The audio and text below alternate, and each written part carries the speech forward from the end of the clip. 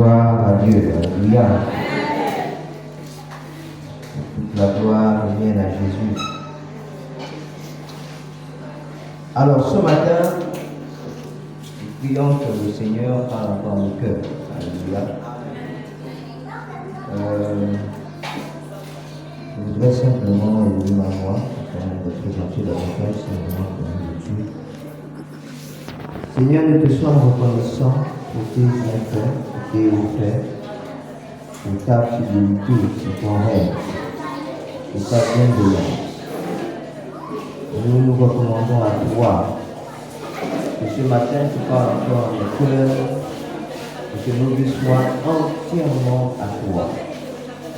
Nous te rendons l'oreille, la puissance et l'autorité. Prends le contrôle de tout, Seigneur. Que rien ne soit sous notre direction ou sous, Seigneur, l'influence de notre volonté. Et que ton règne vienne et que ta volonté se soit faite. Maintenant et à jamais. Au nom de Jésus, nous avons prié. Amen.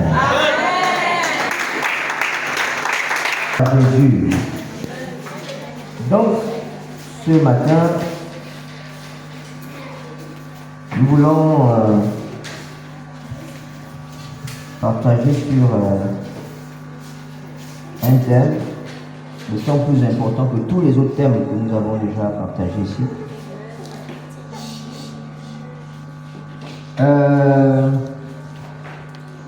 C'est le mois mondial de l'évangélisation. Alléluia. Et durant ce mois, Dieu nous fait la grâce, nous invite à pouvoir parler de lui à nos amis, à nos voisins, à nos collègues, à tous ceux qui sont autour de nous, tous ceux qui tournent autour de nous. Et parler, c'est vrai, mais également rendre un bon témoignage. De telle sorte qu'au travers de notre témoignage, une vie peut être gagnée à Dieu. Alléluia. Une vie peut être transformée. Une vie peut être changée. Et Dieu m'amène quelquefois à comprendre que nous sommes passés beaucoup de fois à côté de l'essentiel pour ce qui concerne l'évangélisation. Ou pour ce qui concerne même au fait l'attitude que nous devons avoir devant ceux qui n'ont pas encore accepté le Seigneur, devant ceux qui s'efforcent même à accepter le Seigneur. Alléluia. Parce que l'image que quelquefois nous donnons à ceux qui sont à l'extérieur, c'est que quand on rentre ici, on est totalement saint. On n'a plus les fautes. On n'a plus les problèmes. Si, on aura toujours les problèmes. Alléluia. On aura toujours les problèmes. Je ne suis pas en train de remettre en cause ce que j'ai souvent dit ici. Qu'on peut être saint. On peut être irréprochable. Ça, c'est possible. Parce que la Bible, Jésus nous dit, je suis saint. Alors soyez aussi saints. S'il nous dit ça, c'est que c'est possible d'être saint. C'est possible d'être sans péché. C'est possible. Parce que ce n'est pas au ciel qu'il nous demande d'être comme ça. C'est sur la terre qu'il nous demande d'être comme ça. Alléluia. Maintenant, ce que je suis en train de dire juste, c'est que l'attitude maintenant que nous devons avoir avec ceux qui s'efforcent à venir dans la maison de Dieu, nous devons avoir une attitude différente. Au fait, ceux qui sont mauvais, ce sont ceux qui doivent rentrer ici. Ceux qui sont sales, ce sont ceux qui doivent rentrer ici. Ceux qui ne sont pas justes devant Dieu, parce qu'ils font des choses qui n'ont pas le Seigneur, ce sont ceux qui doivent venir ici. Parce que Jésus dit qu'il n'est pas venu pour les bons portants. Pour ceux qui sont bien, il est venu pour ceux qui se sentent mal. Et s'il y a un endroit où ils peuvent trouver Jésus, il faut qu'ils rentrent ici. Alléluia. Amen. Il se peut que hier, peut-être, en marchant, tu as vu le frère ou la soeur avec la cigarette, et puis quand il t'a vu, il a caché. Et puis tu as dit, hey, lui là, et puis quand tu es venu le dimanche à l'église, tu vas le regarder genre, toi tu me manques bien. Toi tu... C'est ce qu'on fait souvent. Hein? On le regarde avec les yeux bizarres, quelquefois même des yeux de condamnation. Oui, je l'ai fait. Et puis tu te dis, mais est-ce qu'il a le droit d'être ici? Il n'a pas le droit d'être ici. Parce que hier, il a caché la cigarette. Je l'ai aperçu quelque part et qu'il m'a vu. Il a pris la bière, il l'a mis en bas. Beaucoup font ça. Ou bien hier, il a discuté. Oh, j'ai vu hier, il a insulté X. Et puis quand on se retrouve ici, tu me regardes avec les yeux genre, toi tu es un faux chrétien. Tu ne devrais pas être ici. Non. En fait, c'est ici où tu dois être. Parce que c'est ici où tu dois être transformé. Alléluia. C'est pourquoi on doit aller à Jésus. On va à Jésus avec tout. Avec tout. Regardez. S'il ne vient pas ici avec son défaut, s'il laisse son défaut à la maison, il vient ici en laissant son défaut à la maison, quand il sortira d'ici, il va aller retrouver son défaut à la maison. Est-ce que vous comprenez? Mais alors que s'il laisse ça ici, ce qui est sûr, c'est que quand il va repartir à la maison, il ne pourra jamais retrouver ce défaut à la maison. Parce qu'il l'aura laissé ici au pied de la croix. Est-ce que vous comprenez? Donc on doit prier pour ces gens-là. Quand on les voit, soyons tristes de les voir encore dans ces choses. Mais ayons de l'amour pour prier pour eux, pour que le Seigneur travaille dans leur cœur. Alléluia. Oui. Je vous assure, c'est si vous avez donné le témoignage d'une dame qui vient dans une église, et puis elle est tatouée de partout. Elle est tatouée, piercing ici, piercing là, piercing à la lèvre, piercing au cou, piercing machin, tatouage comme ça, elle vient en débardeur. Imaginez une femme qui sont là, qui vient ici, jean, destroy. Jean destroy, c'est genre déchiré. Et puis,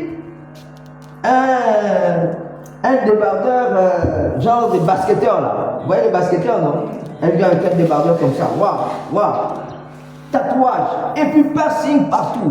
Piercing c'est quoi pour les mamans? Les piercing c'est les boucles. Ils percent ici, là. Ils percent là. Ils percent là. Ils percent ici, là. La langue, elle te fait comme ça. Tu vois les lèvres gaspillées. Et elle ajoute quoi? Des tatouages. Tatouage, c'est quand on écrit sur la peau là. Hein? Je vois certaines mamans ont déjà fait ça, c'est pas grave. Ça c'était le temps d'ignorance. Hein? Parce que si vous enlevez là, vous allez vous blesser pour rien. Laissez, mais dites au Seigneur que ça ne puisse plus avoir d'influence sur nous. Amen. C'est passé, parce que vous êtes de nouvelles créatures. Mais imaginez une femme qui a tout ça là sur son corps. Et puis elle rentre ici. Je suis sûr d'une chose. Ceux qui vont la recevoir vont éviter de la mettre devant. Vrai ou faux? Papa Steve. C'est-à-dire que si tu la vois venir là-bas, tu vas dire à la femme là, regarde, assois-toi à la chaise, la voix elle est, tournez-vous, regardez la chaise qui est à côté de la. C'est-à-dire même les chaises qui sont en bois là, c'est pas évident. Tu vas dire non, assois-toi à la chaise qui est à côté de la porte. Parce que si tu fais un petit mouvement là, tu te n'est-ce pas? C'est la réaction la plus naturelle. C'est la réaction la plus naturelle. Ou bien, il va voir quelqu'un qui va venir en culotte. Je n'encourage pas ça. Mais qui va venir en culotte. On va avoir la même attitude. Alors s'il va devant, sûrement qu'il va déranger. On est d'accord, non? Je dis c'est naturellement c'est devant. Mais si on lit vraiment la parole de Dieu, ça dit ces gens-là, ce sont ceux qui doivent même venir s'asseoir devant. Parce que ce sont eux qui ont vraiment besoin de la parole de Dieu. C'est-à-dire, quand quelqu'un comme ça vient s'asseoir ici, celui qui prêche a même envie de venir le toucher pour lui dire, pendant que je parle, peut-être le Seigneur, assois-toi. Alors que quand il est loin là-bas, quelquefois on ne le voit pas. Mais nous, on a pris l'habitude maintenant de faire. Quand je suis comme ça là, oh, là c'est bon. Oh, là c'est propre. Très bien. On peut même mettre là-bas. Là. costume. Oh. C'est bien. Mais là, on juge par l'apparence. Alléluia. Je dis souvent que ceux qui sont bien là, venons même plus. Le fait venons, c'est pour venir recevoir davantage et communier ensemble. Mais il y en a qui viennent, qui ont vraiment envie de croiser le Seigneur. Qui viennent, qui ont vraiment envie de croiser le Seigneur par rapport à une situation qui les garde encore captifs, par rapport à une situation qui est encore difficile. Et cette femme-là, quand elle rentre dans l'église, on l'a fait asseoir devant. Mais pendant que la prédication passait, tout le monde l'a regardé. Tout le monde l'a regardé. Et quelquefois même, quand c'est comme ça, l'ancien qui est assis ici fait même le geste à la sécurité.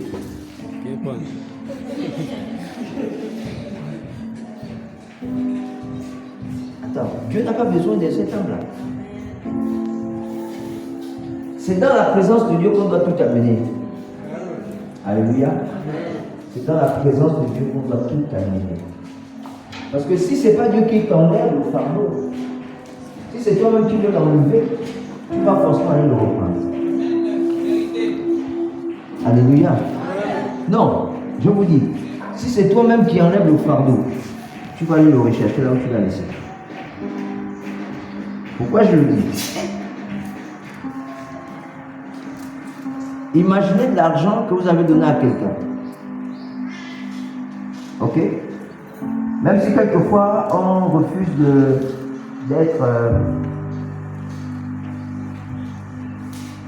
je ne sais pas comment dire. Imaginez de l'argent qu'on a donné à quelqu'un. Je passe derrière lui, voilà. 150 000, pardon, 300. Même si je suis dans le besoin comme quoi, il ne me donne pas l'argent. Garde ça. Je fais entre parenthèses. Même quand on a dit ça, au fait, on ne respecte pas notre parole. Parce que quand ça devient chaud, on va même voir, je vais même aller voir Pasteur, il me dit, attends, est-ce que c'est ton argent? C'est mon argent. Donne-moi mon argent. Alors qu'en réalité, on doit pouvoir être strict en disant, regarde, je t'ai donné les 150 000, garde-moi ça. Même si je viens te dire, oh non, tu me gardes ça, tu serres le cœur. Vous comprenez? Et puis, ça c'est la première situation. La deuxième situation c'est, j'ai les 150 000, mais je les garde moi-même. Je mets ça dans une cachette. Les amis, quel est l'argent que je veux plus dépenser? Je vais dépenser vite. Hein? L'argent qui est dans ma bourse cachée. Non, je vous dis. C'est l'argent qui est plus proche de moi. Là-bas, j'ai donné une condition. Si le gars, si le frère est vraiment genre que bon, moi je vais te rendre service. Si tu veux me taper, tape-moi. Mais tu m'as dit que si je te demande, je ne te donne pas. Maintenant, si tu veux me taper, tape-moi. C'est pas l'argent, là, je vais jamais te donner. Et l'argent que moi-même j'ai pris, que j'ai gardé, j'ai besoin de quelque chose. On vit ça tous les jours. Tu comprends que ça devient compliqué, difficile. Tu vas d'abord dire, ah, bon, je peux d'abord dire, c'est ça, 50 000. Et je garde 1, 2, 3, 4, 5, il y a 15, 10 000. En fait, si je prends 1, 10 000, c'est rien. Il y a encore 14, 10 000. Donc, 1, 10 000, en fait, c'est rien. Je pourrais en fait, comme on dit, je pourrais rembourser. Ou même si tu n'as pas envie de rembourser, j'ai encore 14, 10 000. Ouh, oh papa, oui, bon. Mais attends, je veux encore 1 10 000. Donc il reste encore 13.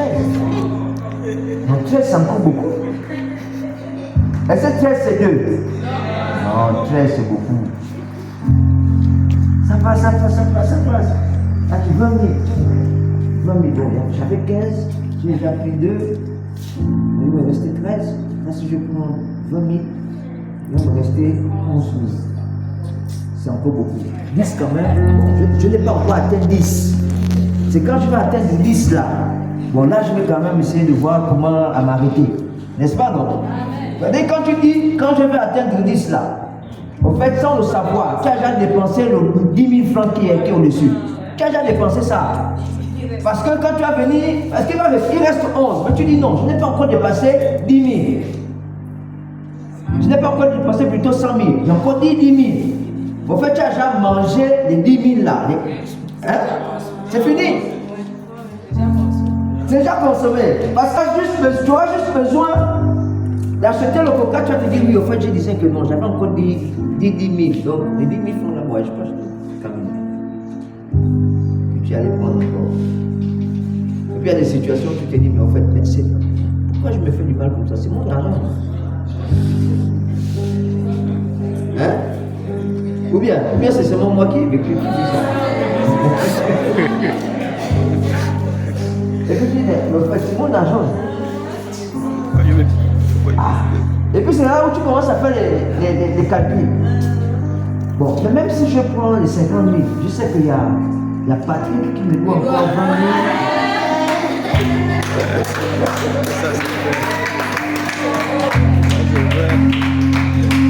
Il y a Patrick qui me doit encore 20 000. Donc, si je prends 20 000, il y a Patrick qui va me rembourser les 20 000. Donc, au fait, j'ai encore les 20 000 là.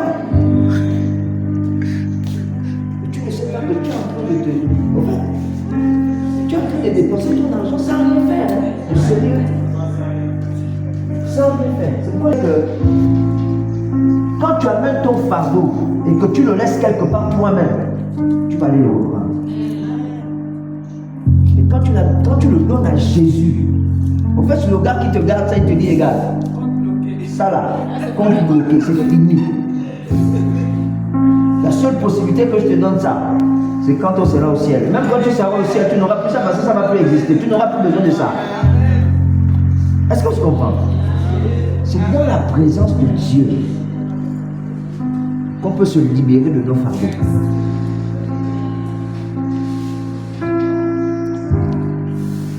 Mais si tu es ici et puis la pensée envoie à la maison, sois-en sûr.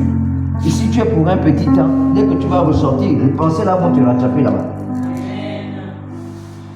Alléluia. Donc laissons les gens ayant une autre approche de l'évangile. C'est pourquoi je comprends aujourd'hui pourquoi, quand Jésus voyait cette personne-là dans le péché, la Bible dit qu'il était rempli de compassion. Alléluia. En fait, il avait pitié. Et sa pitié l'amenait à prier et à dire, ah mon Père, je t'en supplie. Il ne faut pas que ces gens-là restent longtemps sous la servitude. Il faut qu'ils soient libérés, il faut qu'ils soient délivrés. Alléluia. C'est ce qui fait, et quand on est dans une attitude comme ça, je vous assure, il nous est difficile de juger. En fait, c'est difficile de juger. Quand je parle de juger, c'est juger dans le mauvais sens. Parce qu'en temps normal, un enfant de Dieu doit pouvoir juger les choses. Hein? Mais je ne parle pas de juger dans le sens de la condamnation. J'en dis non, lui c'est fini. En tout cas, il va aller en enfer. C'est fini, sa vie. Non. La seule personne dont on sait qu'il va aller en enfer, qu'il ne va plus jamais. Il n'y a plus rien pour lui, celui-là. Lui là, c'est fini. On monte, on descend, son sort est déjà scellé. À vote. Mais celui qui respire comme toi et moi là, il y a toujours une grâce qui est disponible pour lui. Alléluia. Parce que la Bible dit que la volonté de Dieu, c'est que tous parviennent. Que tous parviennent au salut. Que tout le monde se donne à Dieu. Alléluia. Donc faisons un effort. Même quand tu ne peux pas proclamer, prie pour moi. Même quand tu ne peux pas proclamer, prie. Seigneur, voici telle sœur que j'ai encore aperçue. Voici tel frère que j'ai encore aperçu. Ah Seigneur, fais grâce. Ah Seigneur, fais grâce. Ah Seigneur, fais grâce, je t'en supplie. Le Seigneur touche son cœur, touche sa vie, touche. Fait qu'il vienne à l'église écouter la parole de Dieu. Et que cette parole qu'il va écouter la plus le transformer ou la transformer. Qu'il vienne avec tous ses fardeaux, qu'il n'ait pas honte. En fait, prions pour que les gens n'aient pas honte de venir avec leurs problèmes à l'église. Même si on les a vus en train de faire, prions pour que le Seigneur attire. Parce que quand il va venir ici, la parole que Dieu va le libérer, je vous assure, c'est Dieu seul qui sait comment il va travailler dans son cœur. Parce que ce n'est pas nous qui changeons les gens. La Bible dit que c'est la parole de Dieu, c'est le Saint-Esprit qui convainc de péché, de justice et de jugement. Alléluia. Donc pendant ce mois-là, si je n'ai pas pu dire à quelqu'un une parole pour l'amener à se rapprocher de Dieu, sois au moins sûr que tu as prié pour quelqu'un. Nous sommes en train d'achever justement la semaine, du moins le mois, c'est le mois mondial d'évangélisation. On est en train d'achever le mois. Donc je ne vais pas être... ça c'est juste une introduction comme ça. Mais je ne vais pas être trop long. Parce que il est quelle heure? Il est 11 heures. Donc je vais faire l'effort par la grâce de Dieu de m'arrêter à 11h30. Ça n'arrive pas souvent. Hein? Tout ça c'est parce qu'on venait en retard. Parce qu'on vient en retard. Et les chants sont obligés de tirer. Voilà. Mais non, l'église c'est à partir de 9h. Le culte c'est à partir de 9h. Alléluia. À partir de 9h, on a au moins le temps de louer le Seigneur pendant peut-être 1h ou 45 minutes. Et de 9h peut-être jusqu'à 9h45. Bien sûr, on a un peu en retard, c'est 9h15. On a le temps de louer, d'adorer le Seigneur jusqu'à 10h. Et à partir de 10h, si le prédicateur peut prendre aussi 1h ou 1h15, on a terminé pratiquement 10h jusqu'à 11h. Ça fait 1h, non? Jusqu'à moins 11h15, ça fait combien? 1h15 au maximum. D'accord? Et 11h15 là, alléluia. Non, c'est possible. Mais il faut que nous-mêmes nous mettions la rigueur. Il faut que nous soyons rigoureux dans le respect de l'heure. Donc, cette semaine, par rapport au mois mondial de la mission, je vous ai parlé de tout ce que j'ai dit d'abord là, c'est pour nous donner en fait l'importance d'évangéliser. C'est important. Nous ne devons pas nous arrêter de parler de Dieu aux gens. Même entre nous, nous devons nous fortifier. Alléluia. Même entre nous, nous devons continuer à nous fortifier. Et ces mois étaient mois particuliers. Donc cette semaine, c'était une semaine pour poser des actes sociaux, ou poser des actes pour pouvoir aider les personnes qui sont dans le besoin. Malheureusement, hier, on a arrêté de faire l'activité de partage de denrées alimentaires parce que je n'ai pas eu le temps d'aller sur je disais que si vous connaissez quelqu'un qui n'a peut-être pas encore accepté le Seigneur, mais qui est dans des situations difficiles, je dis pas d'abord ceux qui sont à l'église, même si c'est bien de s'occuper également de ceux qui sont à l'église. Ce qu'on veut d'abord, c'est d'essayer de toucher ceux qui ne sont pas à l'église, qui sont dans des situations difficiles, c'est-à-dire des personnes qui n'arrivent pas à joindre Dieu. Mais il faut vraiment que ce soit des personnes nécessiteuses. Il faut vraiment que ce soit des personnes nécessiteuses. Donc, vous êtes tous là, vous avez une idée. Si vous connaissez 2 ou 3 personnes au niveau du village, on se retrouve ici à 17h. Pour que nous puissions aller ensemble, vous allez me montrer. On va se diviser. Certains vont aller en haut et tout vous allez montrer la maison. On va donner, on va prier pour les personnes et puis on revient. Après, le Seigneur va faire ce qu'il va faire et tout. L'objectif, c'est de montrer que l'Église est là aussi. C'est pour subvenir à ces besoins-là. Alléluia. Voilà. Il y a des gens qui ont accepté le Seigneur, qui viennent à l'église parce que tout simplement l'église à un moment donné est tombée au bon moment. Où ils n'avaient plus la nourriture et puis on a quand même amené quelque chose. Ils se sont dit, c'est là-bas où il y a la vie. Et puis ils viennent. Et au fur et à mesure qu'ils viennent, Dieu transforme son cœur. C'est-à-dire, au début il vient parce qu'il pense qu'on va lui donner la nourriture tous les jours. Mais il ne sait pas que c'est au fait, c'est le piège. Et puis quand il vient, c'est fini. Il connaît maintenant Dieu et puis il se dit, non mais la vraie nourriture donc c'est Dieu là même. Alléluia. Voilà. Et puis maman Hélène, il faut que tu sois là, parce qu'on va aller voir justement les enfants. Voilà. Oui, on m'a dit ça. On aille voir ses enfants. Hein? Vraiment, on va aller là-bas. Voilà, donc, aujourd'hui, le thème, ce qui est métier, quoi. Hein? On n'est pas dit, oui, il parle beaucoup, il n'a pas donné encore le thème juste là.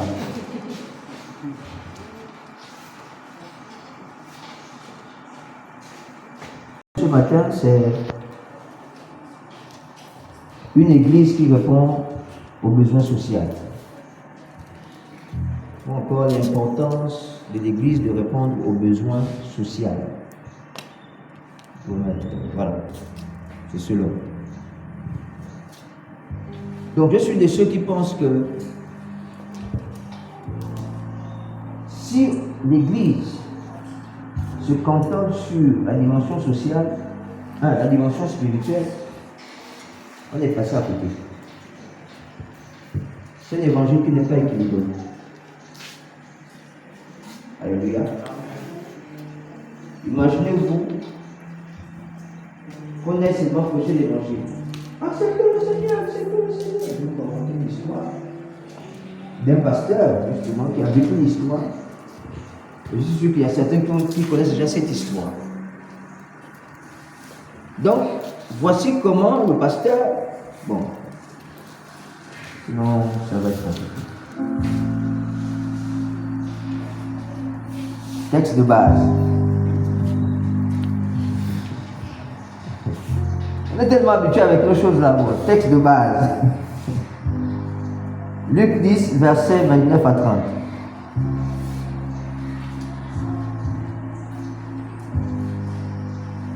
Même si on voit. On va lire Luc 10, versets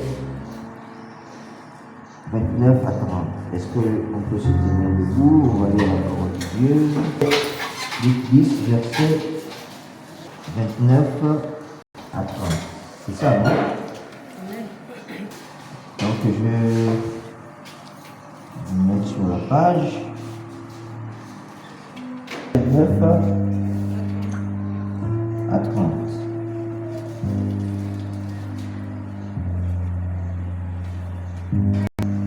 Mais l'enseignant de la loi, voulant se donner raison, reprit, oui, mais qui donc est mon prochain? En réponse, Jésus lui dit, il y a un homme qui descend. Bon, on va lire complètement jusqu'où je vais m'arrêter, d'accord? Il y avait un homme qui descendait de Jérusalem à Jéricho. Quand il fut attaqué par des brigands, ils lui arrachèrent ses vêtements, le rouèrent de coups et s'en allèrent, le laissant à moitié mort. Or, il se trouva qu'un prêtre descendait par le même chemin. Il vit le blessé et s'en écarta, poursuivit sa route. De même aussi, un lévite arriva au même endroit, le vit et s'en écarta, poursuivit sa route. Mais un Samaritain qui passait par là arriva près de cet homme. En le voyant, il fut pris de compassion.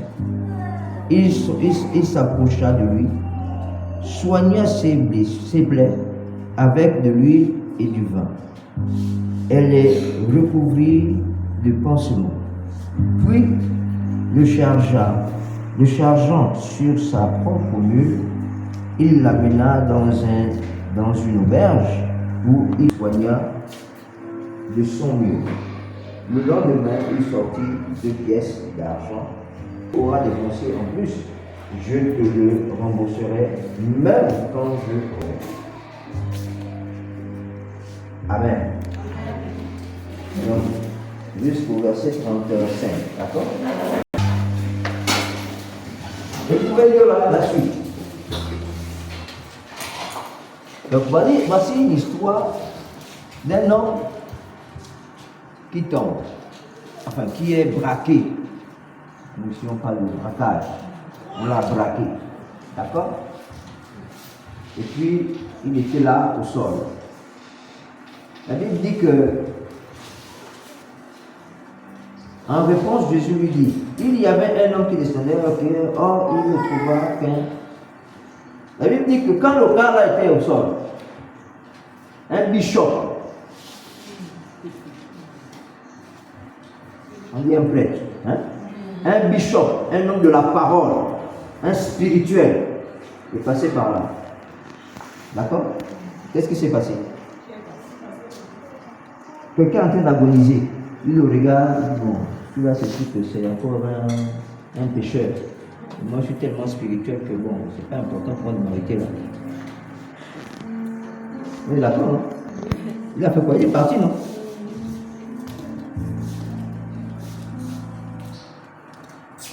On continue et on dit, il vit le blessé et écarta, et s'écartant, poursuivit sa route. De même aussi, on dit quoi? Un lévite. Un lévite, c'est qui? En ce temps-là, c'est un homme qui servait Dieu.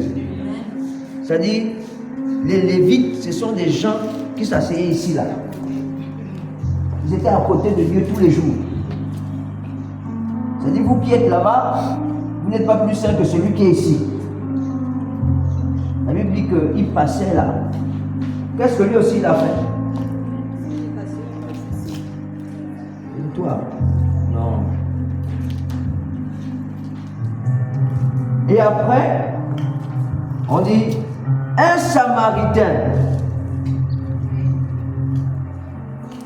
À l'époque, le Samaritain, c'était qui? C'était des gens inconsidérés. Des gens qu'on négligeait. Des gens qu'on ne trouvait pas spirituels du tout. Est-ce que vous voyez le paradoxe? Est-ce que vous voyez, au fait, les gens qui étaient censés s'arrêter ne se sont pas arrêtés.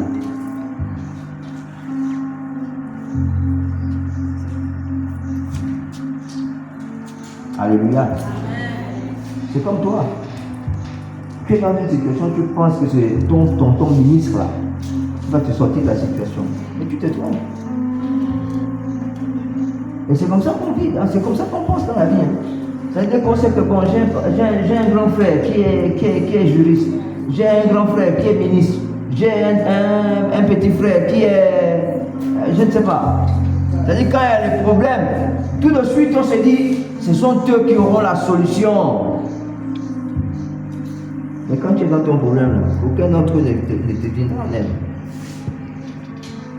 Mais c'est la personne peut-être même sur qui tu ne comptes même pas que Dieu va utiliser pour venir te sortir de la situation. Parce qu'en réalité, Dieu ne partage pas sa gloire. Alléluia. Parce que si c'est le ministre là qui vient te sortir de la situation, c'est comme aujourd'hui, on pensait que les choses ont changé. Mais pour moi, les choses n'ont pas changé. Il y a certaines choses qui ont changé, oui, il faut le reconnaître. Mais l'essence même de ce qu'on était avant n'a pas changé. Aujourd'hui, on a donné, sous la haute inspiration, vous n'êtes pas rendu compte que c'est la même chose. Non, c'est sous la haute inspiration de.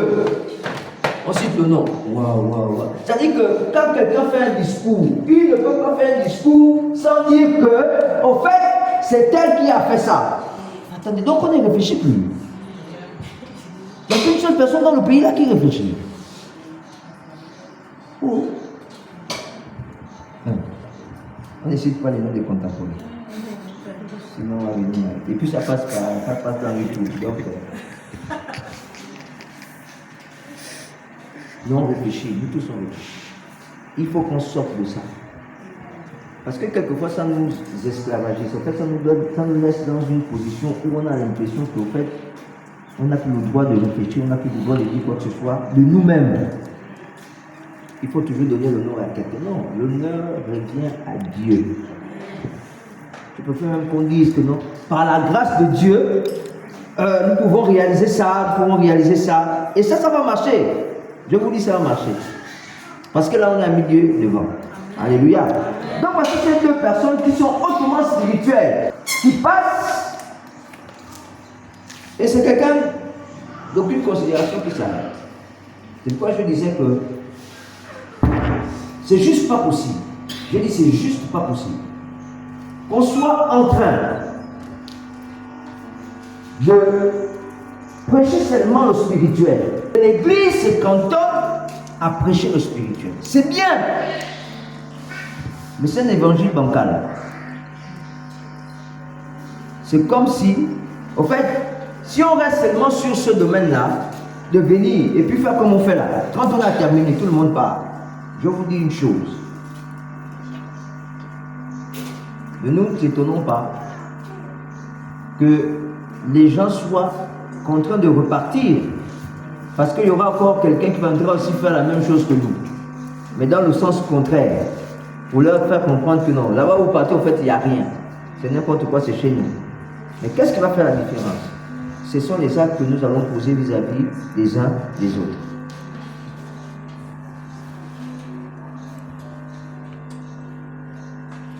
Quand on nourrit un enfant et puis il commence à avoir le gros ventre, puis il commence à avoir les yeux jaunes, et puis il maigrit, généralement on appelle ça comment? Hein? La malnutrition, non? Vous vous donnez la nourriture. Vous voyez l'enfant, le ventre,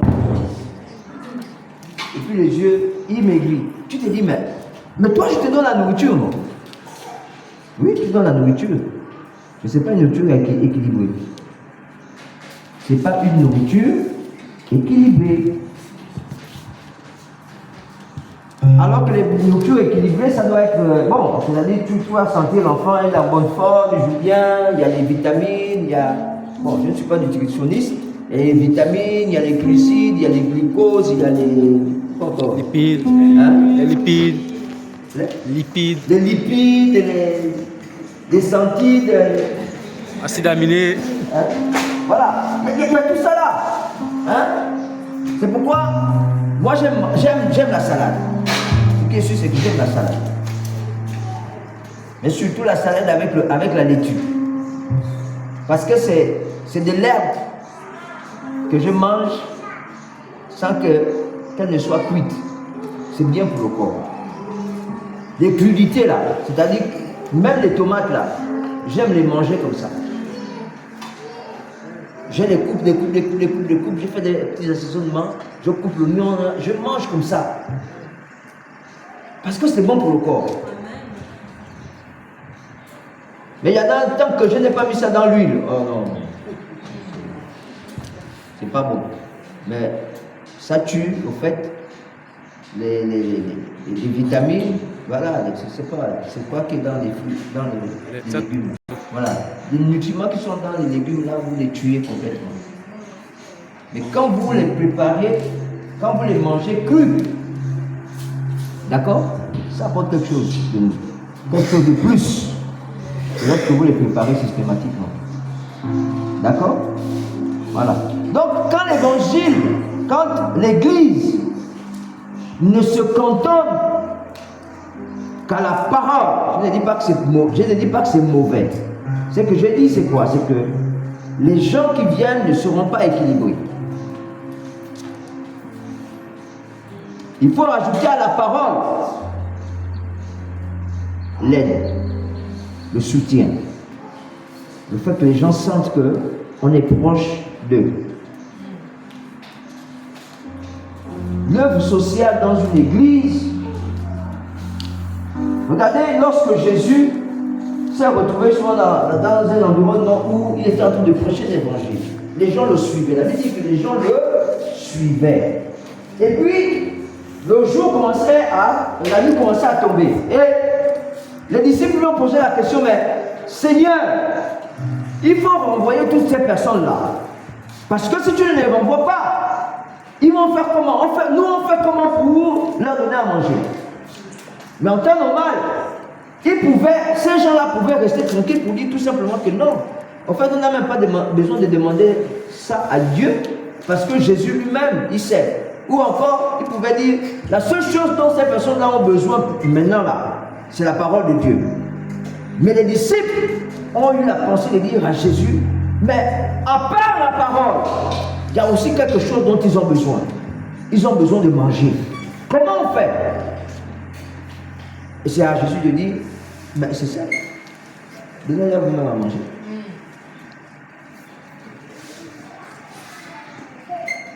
C'est pas ça, on n'est pas au courant de ça. Jésus leur dit, donnez-leur vous-même à manger.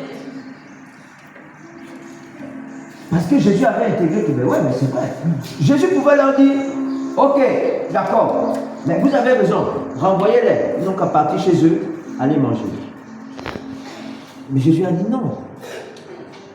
C'est-à-dire, nous qui les appelons pour venir écouter la parole de Dieu, on doit aussi être capable de leur donner à manger.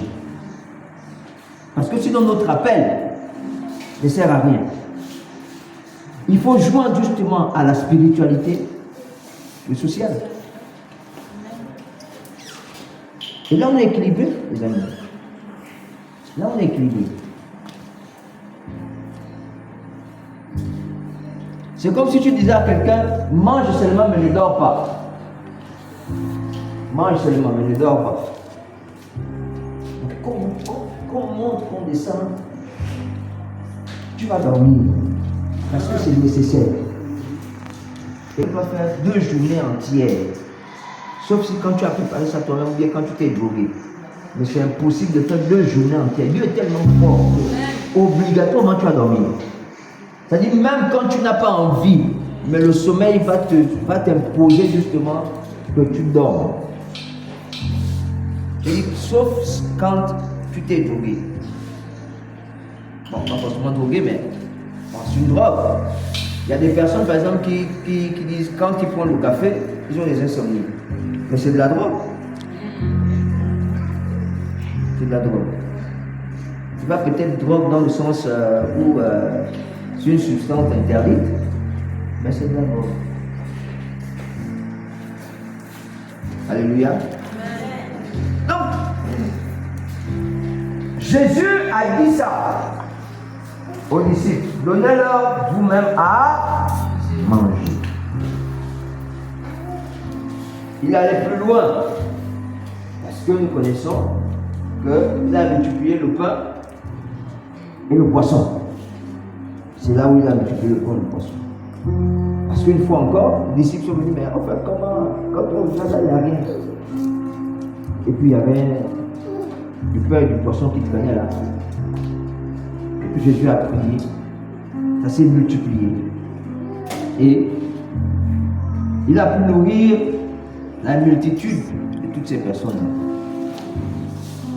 Donc la première chose qu'il faut comprendre, c'est que l'Église doit répondre aux besoins sociaux des membres qui la composent, ou même du monde. Ne pensons pas que c'est seulement pour nous. C'est-à-dire, ça doit aller au-delà de nous. Parce que quand les disciples ont dit ça à Jésus, ce qui s'est passé, c'est quoi? C'est qu'ils n'ont pas d'abord pensé à eux. Ils ont pensé à ceux qui sont dans le besoin, à ceux qui ne sont pas avec eux. Parce que nous qui sommes là, si nous pensons d'abord à nous, nous ne ferons jamais pour ceux qui sont à l'extérieur. Parce qu'en temps normal, en fait, c'est nous qui devrions aller. Mais si nous n'arrivons pas à aller, c'est qu'il y a un problème. Cette histoire, avant de finir, c'est une histoire où il y a un pasteur, et c'est vrai, c'est réel, c'est ici au Gabon que ça s'est passé. C'est un pasteur de la Réunion, comme ça. Et Dieu lui a mis à cœur d'aller prêcher la parole aux prostituées. Il est allé au bord de mer. Il les a trouvées, elles étaient là. Elles se sont même rapprochées de lui. Papa, on fait comment? Est-ce que tu m'envoies?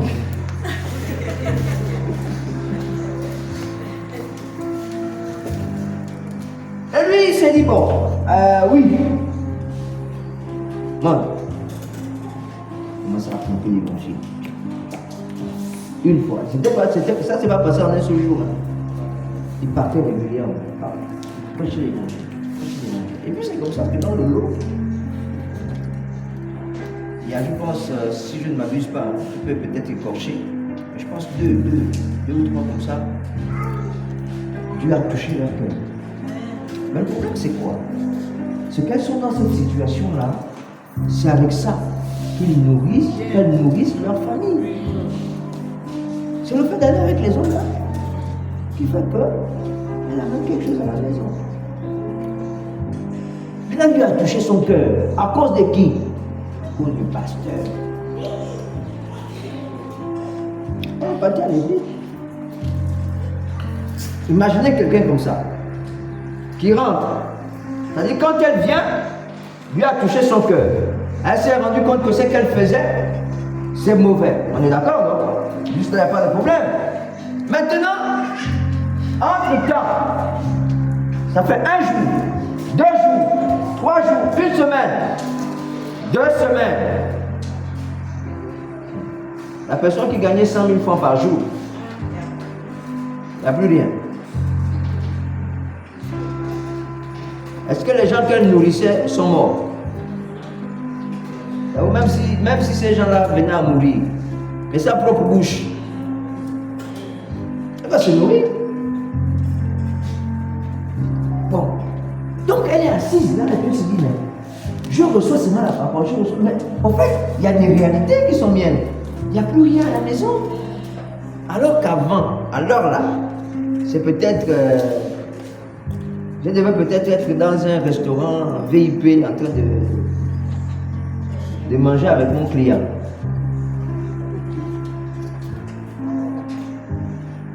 Ce sont des réalités. Mais on fait quoi pour ce genre de personnes? En temps normal, c'est comme j'ai... Et quand j'ai écouté ça, je me suis dit, quand on n'est pas capable, ne nous lançons pas. C'est-à-dire, si tu n'es pas capable, justement, c'est pourquoi ne mettons pas les charrues avant les bœufs. Ne mettons pas la charrue avant les bœufs. Ça veut dire quoi? C'est-à-dire, vous connaissez, la charrue, c'est quoi? C'est comme la brouette. Merci. Mais une brouette qui n'a pas les roues. D'accord? Ou encore qui a les roues, et puis le vent, et puis ça ne peut pas avancer. Maintenant, le bœuf, c'est quoi? On attache maintenant la brouette là sur le bœuf, et puis le bœuf, c'est le bœuf qui tire la brouette. On est d'accord, non? Amen. Voilà. Mais maintenant, ce qu'on fait, c'est quoi? C'est qu'on met maintenant la brouette devant, et puis on met le bœuf derrière. Bon, qui va tirer l'autre? Mais la brouette ne pourra jamais tirer le bœuf, c'est pas possible. C'est le bœuf qui tire la brouette. Comme pour dire quoi? Pour dire que je ne peux pas, en fait, la pensée que le pasteur, je pense, hein, ça c'est moi, je peux me tromper, devrait avoir, c'est je m'appelle justement prêcher l'évangile à cette catégorie de personnes. Mais je sais qu'ils vivent de ça. Quand je vais leur prêcher l'évangile et qu'ils vont abandonner ça, il faudrait qu'ils soient dans les conditions qui feront qu'ils ne soient pas obligés de repartir là-bas. Mais si je n'ai pas créé les conditions, elles vont forcément repartir. Elles vont repartir. Et là, on va dire quoi? Qu'elle est mauvaise? Non. La seule qui peut rester, c'est celle qui aura déjà compris tout de suite que Jésus-Christ est mon pourvoyeur. Mais c'est souvent difficile de comprendre ça dès le début. C'est souvent difficile. C'est souvent difficile. Que tout de suite là tu comprends que j'ai abandonné ça. Et puis tu vois tu es en train de souffrir. Mais que tu dises quand même que Seigneur, c'est peut-être le prix à payer. Je dois continuer à souffrir. Mais ce que je souhaite, c'est vraiment de m'attacher à toi. Ça ne vient pas tout de suite comme ça. Ça ne vient pas tout de suite. Donc c'est pareil pour nous. Combien sont venus ici à un moment donné? Et puis on leur a dit, Jésus va prendre soin de toi. Si tu acceptes le Seigneur, Jésus prendra soin de toi. Jésus ne va pas descendre du ciel. Jésus va l'aider comment? Jésus va prendre soin de lui comment? Mais c'est au travers de toi. C'est au travers de nous. C'est nous que Dieu utilise pour pouvoir les aider.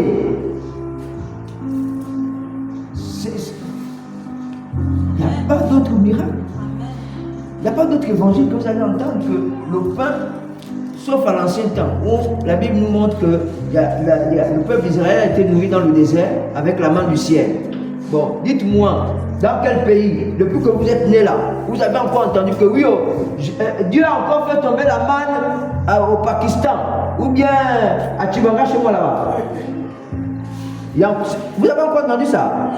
Jean-Dieu a fait tomber le pain, avec les gigots de sanglier, avec les porcs épics. Il a fait tomber, il a fait tomber ça là-bas. Et puis voilà. Est-ce que vous avez encore entendu ça?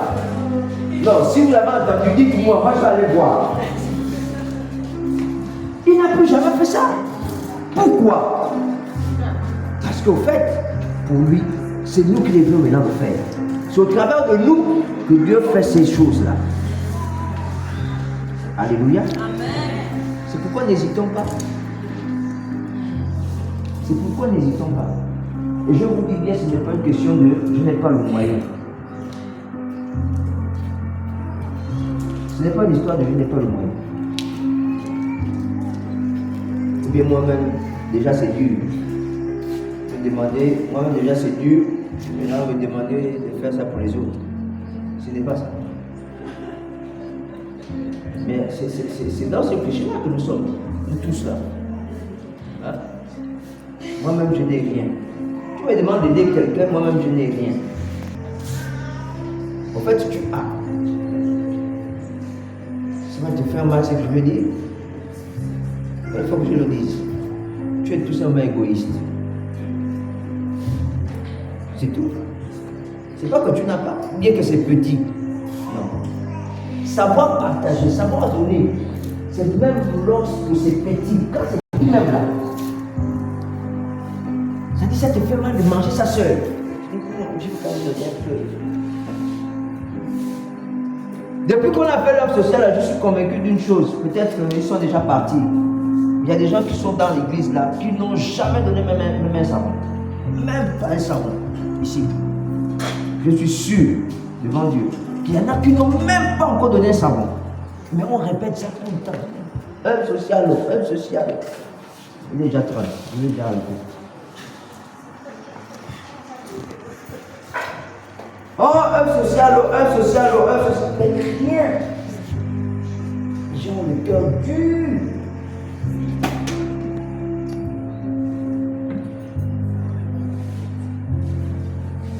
Et on prend toujours les versets. Malgré le fait qu'on prenne les versets, qu'on dise non, mais vous vous souvenez de cette dame-là qui n'avait rien, elle avait le seule pièce qu'elle avait. Alléluia, Amen. Elle a donné parce que Amen, oh, Amen, oh.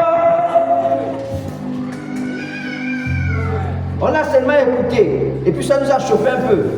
Maintenant, quand on a dit bon, œuvre sociale. Il me reste 500. Je me fais les enfants à la maison. Ça, c'est le pain de demain. Je fais comment? Aujourd'hui, là, la femme, là, c'est pas moi. Aujourd'hui, la femme, là, ce n'est pas moi. Moi, je vais être la femme, là, quand j'aurai beaucoup. Mais lorsque tu auras beaucoup, ce sera pour la femme, là. Parce que la femme n'a jamais eu beaucoup.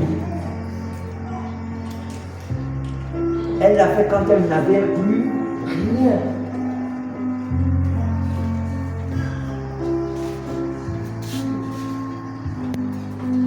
La dernière fois, quand on a fait les petits kits là, machin, je vous dis, c'est pas un problème là. Ce que je fais aujourd'hui là, je l'ai toujours fait, même quand je ne travaillais pas. Même quand je ne travaillais pas.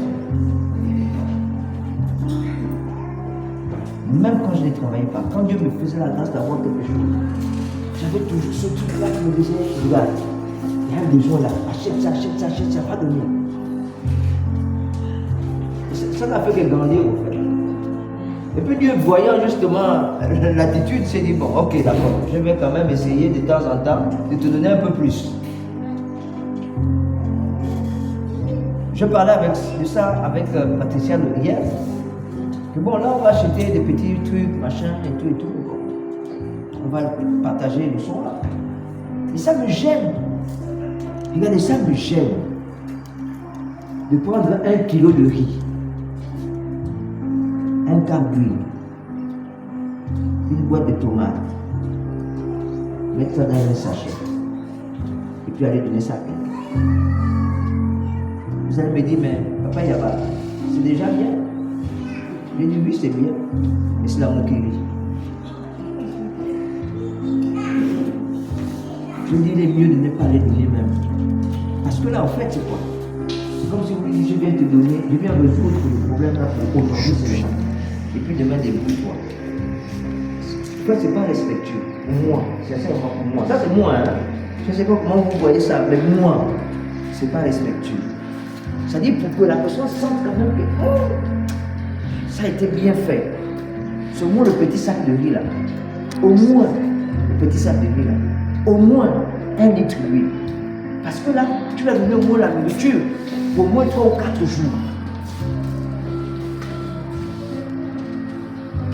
Ou bien, tu vas dire, oh, j'ai trouvé une boîte de sardines. C'est bien, j'ai dit que c'est bien. Hein? Si vous pouvez aller donner, allez donner. Mais quand on peut bien faire les choses, on ne donne pas de boîte de sardines. Alléluia. Parce que Jésus, en mourant sur la croix, ne nous a pas donné une partie de lui. Il nous a donné tout. Il s'est donné entier. Il avait dit qu'il s'est donné entier. Donc j'en appelle justement à chacun d'entre nous. Si nous avons, là, on va terminer, je vais aller prendre les... Je vais aller chercher les...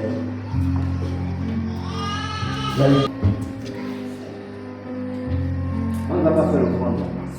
On ne va pas faire le prendre. Non. Parce qu'on a dit le prendre déjà.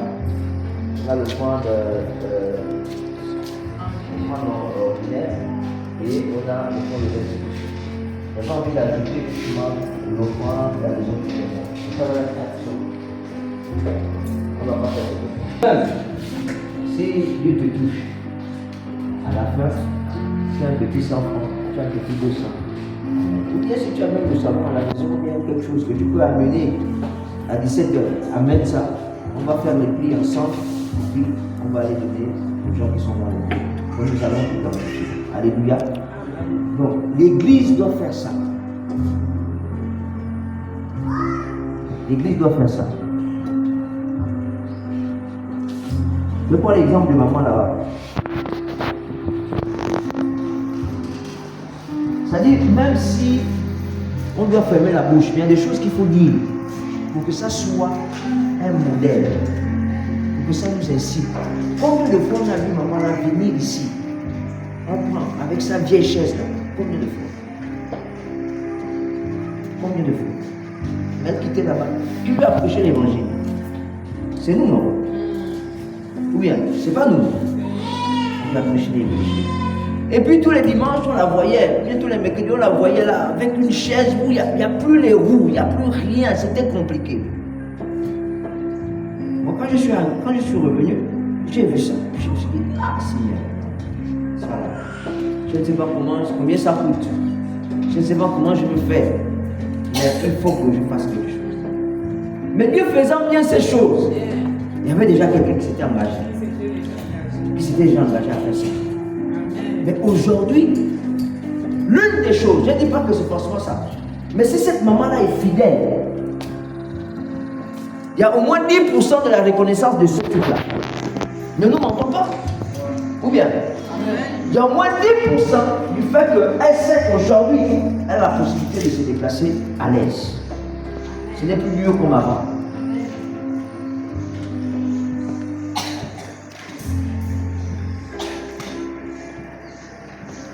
Non. Donc continuons à faire le bien que nous devons faire. Alléluia. Ne comptons pas parce que on investit dans ce bien, on peut m'arracher le micro. Donc, vraiment faisons un effort. Alléluia. Faisons un effort. Dieu veut nous utiliser. Et il nous utilise avec le peu que nous avons. Les autres avaient 2 pains et 5 poissons. Hein? Ou bien c'est 5 poissons et 2 pains. Dites-moi. C'est 5 poissons et 2 pains, mais c'est 2 pains et 5 poissons. Bon, dans tous les cas, Jésus a multiplié ça. Alléluia. Mais la Bible nous montre toujours qu'il y avait d'abord peu. Et c'est avec le peu qu'on a eu beaucoup. Maintenant, on veut déjà avoir beaucoup avant d'avoir peu. Ayons d'abord peu. Amenez le peu là. Maintenant, on prie. Et Jésus va multiplier. Alléluia. Que Dieu vous bénisse.